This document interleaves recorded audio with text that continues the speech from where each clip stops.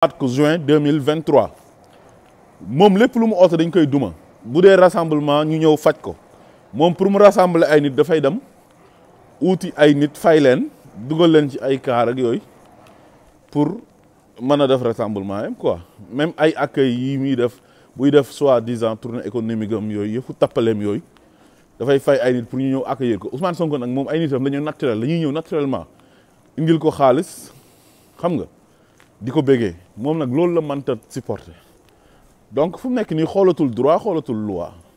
yeneen candidats yi ñu ngi def seen ay cérémonie d'investiture mais nee na Ousmane Sonko du fi defee cérémonie d'investiture waaye léegi nag am na yeneen stratégie mooy Ousmane Sonko ñu ngi koy plébisciter partout au Sénégal si cérémonie yëpp cérémonie religieuse cérémonie économique cérémonie sportive xam nga cérémonie culturelle partout léegi nag le 31 bii nii c'est une occasion pour ki feet yi bu ñuy taal pétard yi nañ ko taalee Sonko namu nañ la voilà nañ ko taalee Sonko namu nañ la mu riir partout au Sénégal sur toute l'étendue du territoire national sénégalais mooy Sonko namu naa la boole ko ak taal pétard yi nga xam ne ñun façon boobu lañ koy investir parce que bañ nañu def rassemblement pour investir notre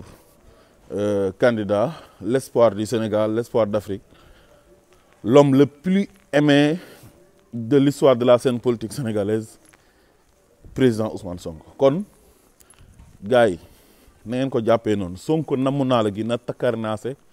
na tar partout ci Sénégal plus particulièrement nag la capitale muy Dakar